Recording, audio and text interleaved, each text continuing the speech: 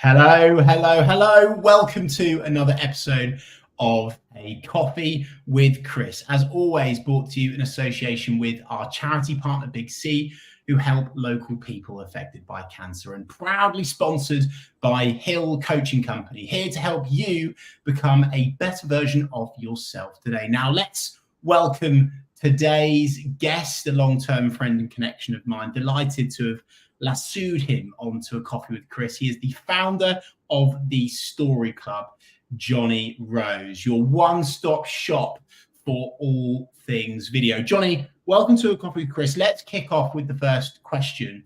Why do people not tell their story on video? What are the key blockers you see time and time again, my friend? Well, if we're talking about the individual level, right, because everyone loves to hide behind their businesses. And I'd say the things I come across again and again, right?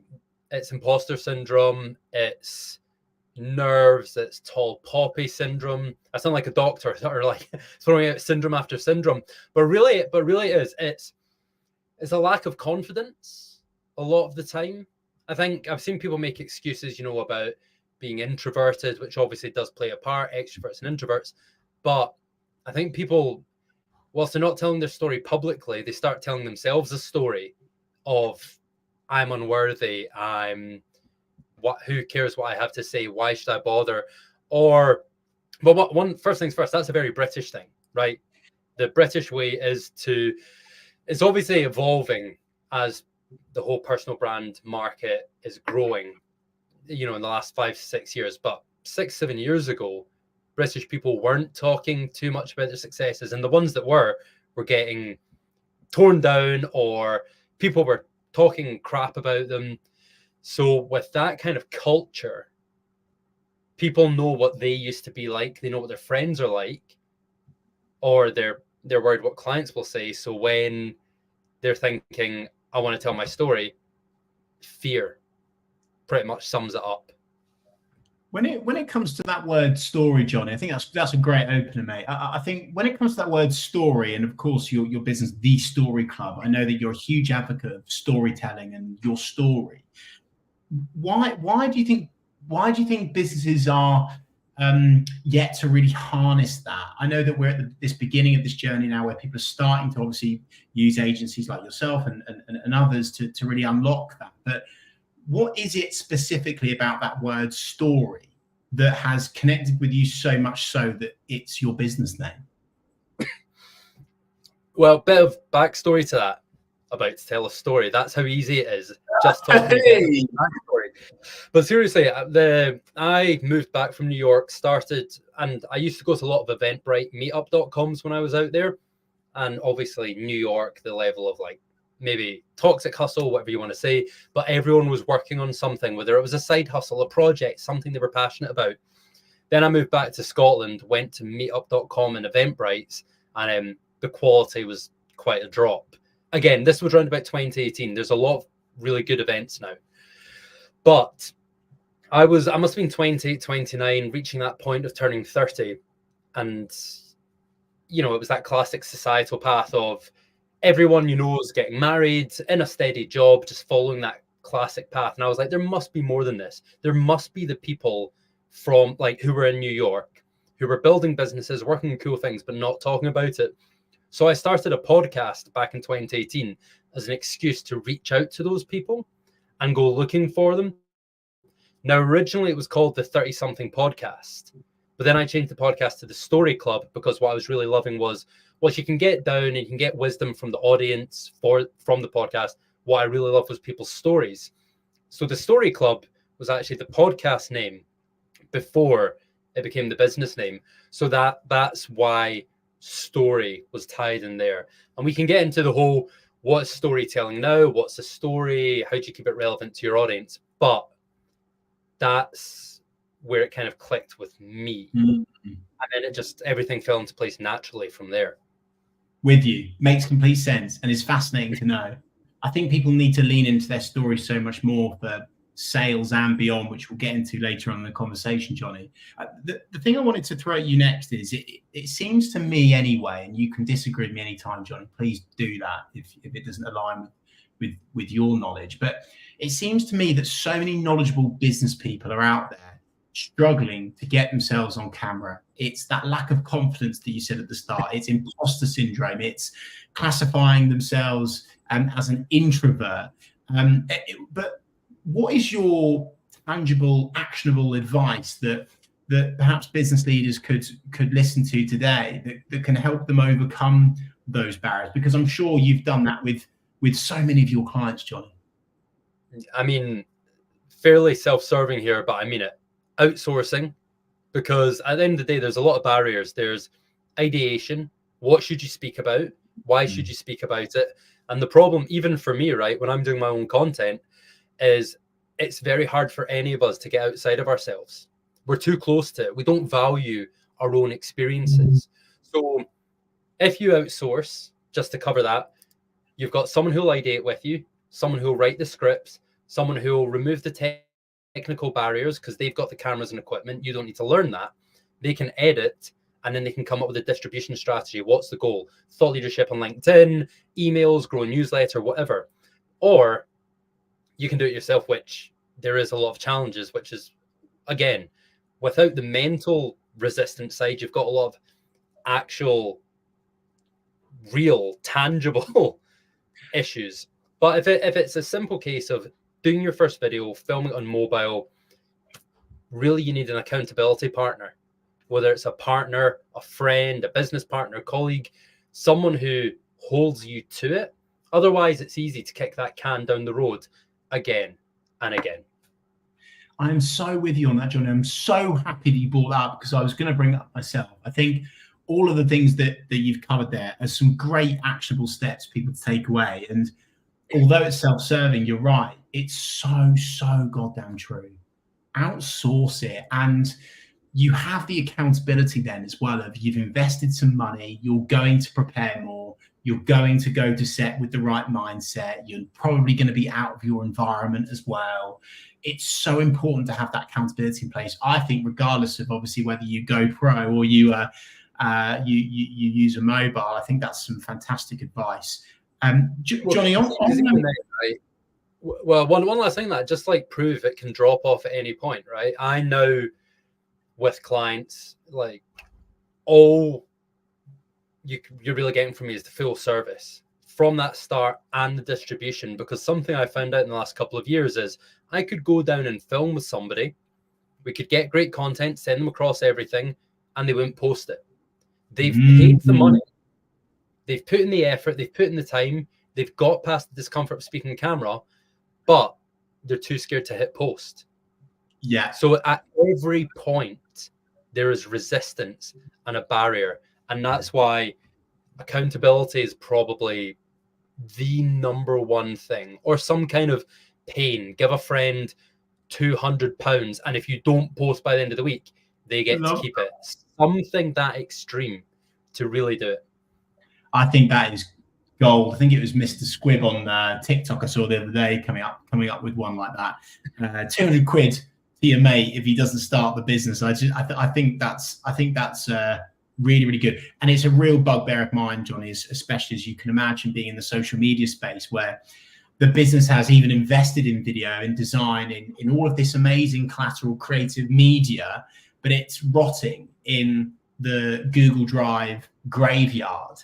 And it's like, guys, come on, use it, do it. And I don't know what you feel about this, Jonny. I actually also think it's important that you get told that something they've said is good as well, and from an outside source, because when you hear it from someone in the inner circle that's poisoned by the potential politics, etc., that's used to you, they might not necessarily know what is good as well. And I think it's very easy to go down the river of what can I do to improve? And I'm finding that in my conversations that I'm having with my clients, Jonny, is the ones that haven't delved into video yet. I'm having a chat with them and I'm going, yeah, clip, done. And they go, what are you talking about, Chris? Like, that was a fantastic video. Just because it's informal and it's chilled and it's relaxed. So some great value there, Jonny, already. Thank you. I was going to move. That also leads to a good point that's probably valuable for listeners, right? A lot of the content I'm a big fan of is someone speaking directly into the camera because it lets people feel like you're speaking to them. The problem is for a lot of people, that's very intimidating. So I'm finding a lot of success in getting people more comfortable in that interview style. So them looking off camera, maybe me or a friend of theirs or a colleague of theirs, asking them the questions, having more of a conversation. That seems to help a lot for flow, because I've done half day doing one with somebody and half day doing the other style. And unfortunately, you know, it can be 50-50 if that to camera stuff is of value or is a decent quality. But that comes down to people putting in the reps, right? Practicing even before the run up to the day. And of course, something to probably tap into here, Jonny, is it's very easy to say, you know, spend on outsourcing the video, and I don't think people realize just how much content you can get off the back of that. If someone invested a half day, full day in video for me, that would sort me out for, at times, months of social content. Oh, I did that person I did a full day recording with, they got about 16, 18 videos out of it. That's about 3 months worth of content, a day of your life for a quarter of the year video content covered. I mean, it's that batch recording is people preach about it and recommend it, but people still prefer to do videos on the fly because that commitment and the energy drain can play a part. But it's short-term effort, long-term gain. Of course, my friend, and away from video, to be selfish for a minute, off the back of the video that you might say, for example, invest in the story club to help you with this. You've got quote graphics that come out the back of this. You've got transcripts that you can use on your website as long form LinkedIn posts, etc., etc., etc. The list goes on. Jonny, I'm desperate to ask you about your cover banner on LinkedIn. You've got it, nurture your narrative, and I'm really intrigued as to what you mean by that and maybe why that is your cover banner. Well, it's funny because a lot of the not preaching, but a lot of the commentary on LinkedIn right now is around making your landing page this and that, and your featured section, your profile picture has to be this and blah, blah, blah. And maybe they're right in some ways. It's worth experimenting with. I'm not saying my way is right. But your banner and your headline need to spell out what they do for people. You know, some people are like, I do video content for founders, build confidence on camera, blah, blah, blah. And you can spell that out for people. But I come from a marketing background where having a bit of creativity and something brandy sounds so fluffy. But it's like you said, the term nurturing your narrative has a ring to it. I like it. It's what I think I like to do rather than I help founders tell their story on video. Do you know what I mean? I do, Jonny. And the reason why I'm desperate to bring it up and raise it to you is I don't think business leaders are nurturing their narrative. I think they're letting their marketing teams decide. I think they are letting their customers decide. And that's okay, but it's only okay. And I'm a huge advocate of you putting that out there into the world, Jonny. I think it's really important for business leaders and businesses in general to start thinking about, like, how can we actually nurture our narrative rather than why are we letting everyone else decide for us, right? And that can come through effective storytelling on video. I'm sure you would agree with that, Jonny. I think that comes down to the fear thing again, though, Chris. If it goes tits up, someone else is to blame. Because if you're doing it from you and you're doing it personal, then at the end of the day, if people don't like it, if people don't push back, if people say anything negative, it's personal. Whereas if it's your marketing director or if it's the company brand, if somebody says something, you've got that emotional distance. But if it's you, the buck stops there. So with you, Jonny, but we've highlighted the negative there. But it's high risk.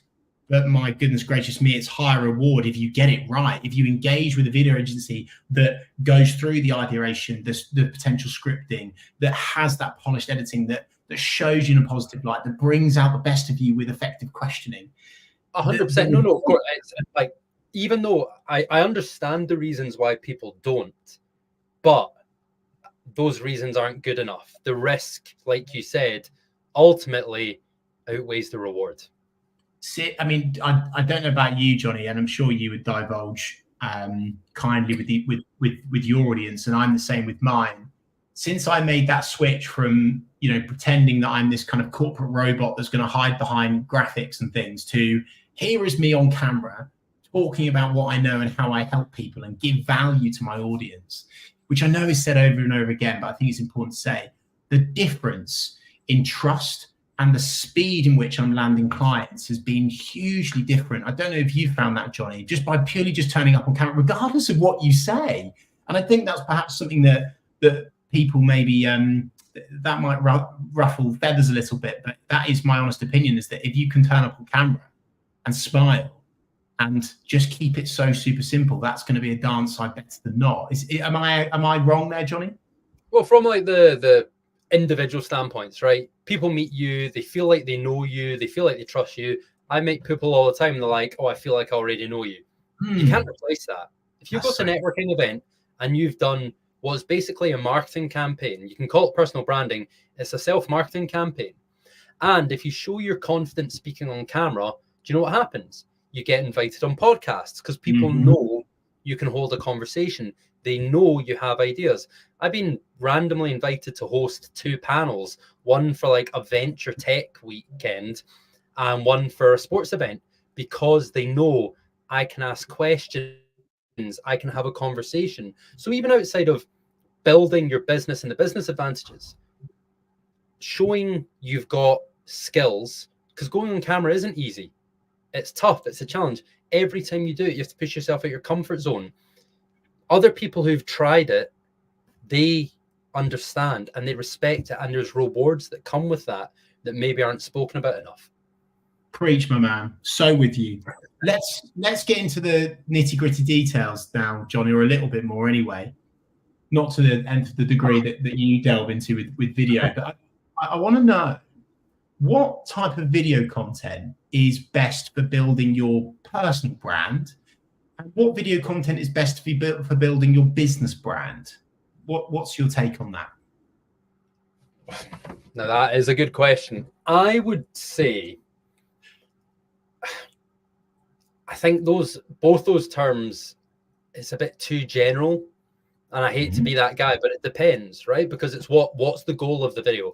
You could say it's to build their personal brand, right? But is it build that personal brand on LinkedIn? Is it build a YouTube channel? Is it to get them speaking opportunities? There's so many different videos with different purposes. And again, right, with a business, it's a very specific thing. Do you want people to sign up to your email list? There's a video for that. Do you want to increase your ability to hire? Like our mutual contact, Brian, that we did a filming at their event, their Christmas party, when they were presenting the big goals for the year and showing everyone doing activities together. That's great for the business and hiring. But do they want more clients? Do they want to stand out above the noise? It's too broad. There's videos for both, and I don't think it's very specific. A talking head video that's good for a founder has a knock-on effect and being probably good for the business and can be utilized by the business. So, tick, well done, good answer, and that's how I know you're really good, Jonny. And I am up to here with marketers that was a bit of a trap, Jonny. I'll be honest. I've never done that before. That was a bit of a trap. You avoided the trap, and you've done well, because I'm just so tired of marketers saying, yeah, it's this simple blueprint for X, and it's this 6-step this for Y. And it's like, there's no context. What about their goals? What about their budgets? What about themselves, their confidence, etc. So I'm so pleased. I'm just so pleased you said that, Jonny. And the only thing that I would maybe add, and maybe just to add, get your take on this, Jonny, I am finding from a social media perspective, those businesses that are incorporating more personal video content onto their business pages are seeing massive results. So by personal content, the example that I'm going to give you, Jonny, is this business is corporate and very, very polished.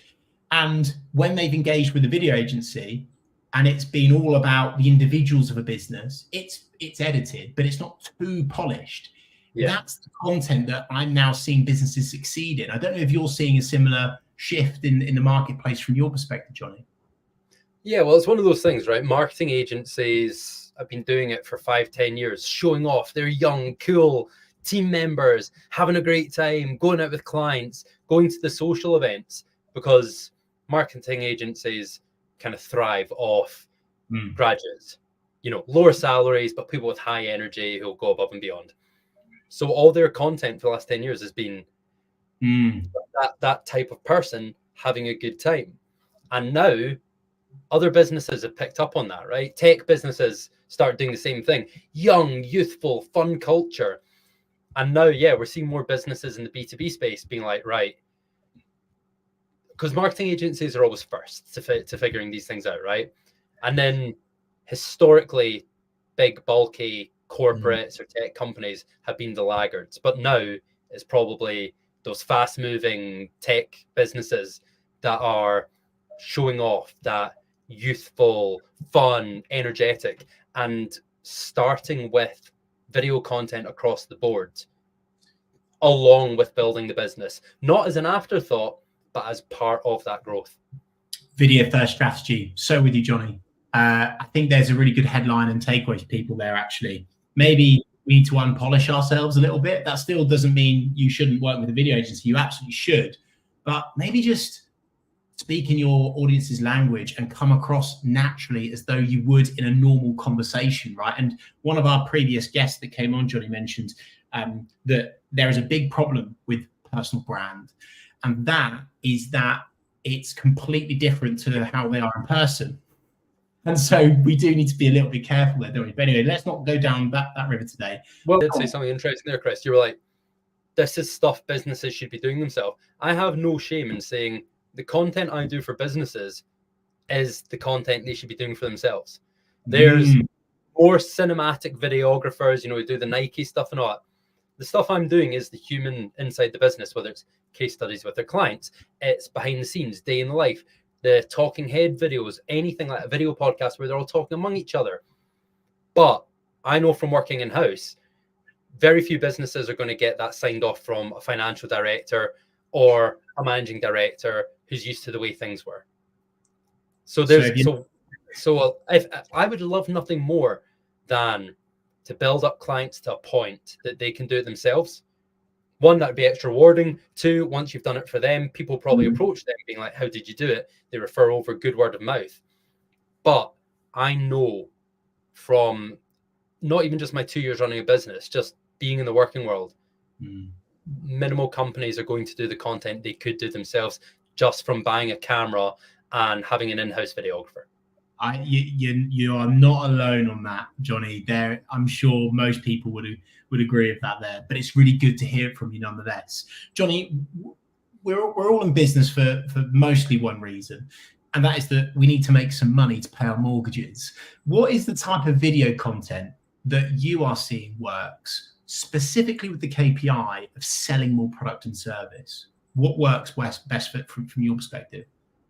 Well, so there's two sides to this. There's one, having an actual marketing campaign with a strategy and a funnel, because video isn't a magic bullet. Video should be part of a coherent strategy. With a personal brand, it shouldn't just be pure videos, right? It should be, whether it's landing pages, an upsell of a course or a lead magnet or these kind of things. So if you're doing a marketing campaign and it is to get more customers, like video could come in. I don't want to get too technical into the funnel, right? Because I don't know who's watching this. But to break it down simply, most funnels are awareness conversion, consideration conversion. Awareness is where people are hearing about you for the first time. Consideration is where they maybe need your product, but they're looking between you and competition. And conversion's a piece of content that pushes them over the line, whether it's a discount or urgency or scarcity, whatever. Video can come in at any point there. And that kind of leads to the second point, which is that getting people at that awareness space with a video. Everyone thinks they want that bottom of funnel thing, right? Immediate conversions. But in that space where people don't quite know they need you, if you do a standout piece of content, then that can actually cause conversions. And so I've got a client I worked with, copywriter, funny guy. And this was the second part. Funny videos, humorous videos, entertaining videos, not your boring standard stuff. This guy, we did 2 videos in one day. One was a fake day in the life of a copywriter, and one was like a fake backstory. He was raised by cats in the woods, and now he's trying to sell you his course because he's come a long way. And we filmed outside, a Ferrari garage with him with his phone, pretending he was an influencer. That got him about 10 leads. Wow, amazing. And Jonny, just to quickly just to press pause on you there, my friend. I'm so happy that you've shared that example, because I'm also seeing that the people that are committing to video are also making it boring. They're also overthinking it. They're also ramming in too much detail, and they're not actually making it entertaining. It's not. And actually, I think that's a really good example, Jonny, that actually, why don't we have some fun here? Let's just be human. Let's enjoy this video stuff. And let's this comes back a little to what we were saying before, though. And this is why I understand my clients, because when you're so close to something, it's hard to get outside yourself. Sometimes it's hard to see the humor. I like to think I'm a fairly funny, entertaining person. My friends would probably say different. But when it comes to doing my own content, even my own content is a bit too informative. I'm more feel I come across as an empathetic friend, which I'm totally fine with. But I've reached out to 2 or 3 people with this new understanding of just how impactful comedy is. And I've got 2 or 3 people who are very good at that kind of thing. And now with clients, the hope is I take them from a journey from the more safe, standard talking head videos to maybe taking that risk. Because back to that risk and rewards. The funny, entertaining stuff can raise awareness, but it can get real results. And that we're going to see that more and more over the next 2 to 3 years, especially B2B. I guarantee it. I really, really hope so, Jonny. Specifically B2B. People seem scared of humor, and I know, like you say, high risk, much higher reward. Humor works, guys. If it's video, same with social media as well. Inject a bit of humor into your marketing strategy, and it will pay off. Jonny, I want to ask you. Sorry, and one last thing in that, like, don't be scared to outsource. I'm outsourcing for it. You might not be able to be funny in what you do or in yourself. Outsource. Find friends who can pull the humor out. Get help, because I am, and I know what I'm doing. So that's good. I love that. And which businesses are smashing it right now, Jonny? Can you give some examples, some stories, pardon the pun, of businesses that are smashing their video content right now, and why? So classically, there's B2C, right? They're better at storytelling. They've maybe got more exciting products. It's quite a bit easier. I'm obviously biased as a fan of the more actual day, this is who we are, this is building that long-term brand building stuff. Represent, the Manchester fashion brand, it's 2 brothers. They're a really good example. For years now, they've been putting their videos on YouTube, taking people on the journey. They've built up an unbelievable community. He's super active on Twitter, always talking through, sharing pictures when they go to the factories. They do the stitching, the whole building in public thing. That's extremely powerful. Maybe it's an overused term, but it's because so few people are doing it. And then on a B2B side, there's a business called Paddle, who, it's not the most exciting stuff. I think it's like financial accountancy software. They manage that. But if you go on Paddle's webpage and go to their resources, they've got the usual facts, they've got whatever, but they've got something, it's called like Paddle TV or whatever. And you click on it and it's Netflix for their industry. They've got about 2 different in-house podcasts, 3 different shows, 5 little one-off things, and it's all around that industry. And in a perfect world, every business has its own Netflix where in-house they film content relevant for their customers. There's quite a lot we could go into there, Jonny. Couple of things I'll pull out.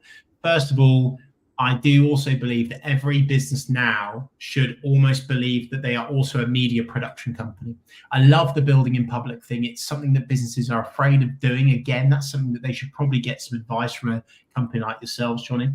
And I think there is so much you can do there, but I think that's some brilliant advice and it's a really good takeaway. I love that, and I know that you're a huge Gary Vee advocate as well, Jonny, is because you've been lucky enough to meet him, as have I, and he says documenting, not creating. And I think if businesses got into this mindset of actually we're going to document this event that we're doing today, or we're going to document this new product launch, or we're going to document what it takes to work at X business, is that something that you would comply with, advise, agree with, disagree with? Totally. I mean, what's crazy is he's been saying that for 10 years, right? Document, don't create, start doing video. He's been saying it for 10 years, and it's still the minority of businesses that do it, which is genuinely crazy when you think about it. But as more millennials and Gen Zs kind of come in the workplace, you will see it more and more. But it is, I would love to know the number of how many businesses actually do it. And as for documenting everything, totally. But I also have an appreciation and understanding that when you're in the thick of a meeting, a shoot, a this, a that, having someone be like, oh, guys, can I take a picture? Oh, guys, can I document this? Guys, oh, someone running around with a camera. That person you're making do that might be uncomfortable. Everyone else who's trying to just work might be uncomfortable. So there is challenges there. It's easier said than done. But if you're a young, fresh startup and it's just a bunch of people in their late teens, early 20s, it's a lot easier because they've grown up with creating content. Yeah, with you. So we're going to see a real, it's already happening, right? You see on TikTok, these old school businesses or even politicians. It's like, I got my Gen Z to write my script. Slay team. Like, it's a bit cringe, but that's kind of the shift we're going to see. And the people who start that now will be better at it than everyone else. But really good. It's a challenge, and there's no one size fits all for educating people how to document. Love that, Jonny. Let's end on a rant, shall we? What's your biggest video? What's your biggest video ick right now? What do you see on LinkedIn, on Instagram, on social media from a business, and you're like, oh no, this is absolutely horrific for your brand? Well, see, this could just be relevant to me because some people could love it, but irrelevant content. Oh, LinkedIn right now have introduced a video feed. Very new, very recent. If you open up the app, it's got a wee video tab, like a TikTok reel. The problem is, like, 80% of it's crap. One, the algorithm's not up to scratch, so it doesn't know what is relevant to you. It doesn't know what you like. And you've got, like, social media managers at Subway filming the lunch rush as people are making sandwiches. Who cares? And people try and make the argument, oh, it doesn't matter if it's a CEO on LinkedIn or Instagram, it's still that same person. But not really. People go on different platforms with different purposes. Whether you're going on YouTube because you want a long form education video, you're going on TikTok because you want a dopamine hit distraction. You go on LinkedIn because you want value and to learn. And irrelevant stuff is really just pissing me off. I love that, Jonny. No, I love that. And it's actually something, funnily enough, that no guest on A Coffee with Chris has spoken about before, unbelievably, because it's so true. Irrelevancy. I was listening to a podcast, again, to mention him, Gary Vee, a couple of days ago, and he was talking about people and culture. And so when it comes to, forgive me, I've botched that. You can tell I've only just learned it. Platforms and culture. So when you're producing your video, linked to what you've just said there, Jonny, think platforms and culture. So is this video right for this platform? And how does this link with the current cultural, societal trends that we're seeing? And if you can get both of those two together to create and then you publish that video, you're off to a recipe for success. Well, I'd like to upgrade that and call it PACAR. So what was it? What was P? Platforms and culture, and to tie back to what I said, relevancy.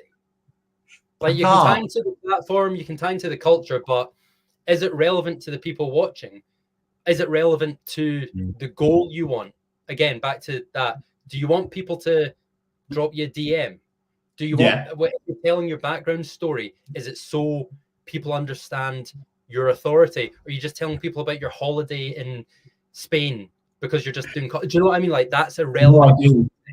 So I think that's I'm going to throw that in. No, I think that's good. And I think what Gary Vee had done is he'd rammed relevancy into platforms, but I quite like 𝗶𝗊. It doesn't flow as well, but I'll forgive you. Jonny, we could talk forever, but mate, you're a busy man running a successful business. Where can people do business with you, Jonny? I'd say LinkedIn's probably the best place to find me. So just put in Jonny Rose. There's a lot of them. So hopefully I turn up at the top of your feed. But I think then it's linkedin.com/Jonny, JONNY, for Simon, Rose, ROSE.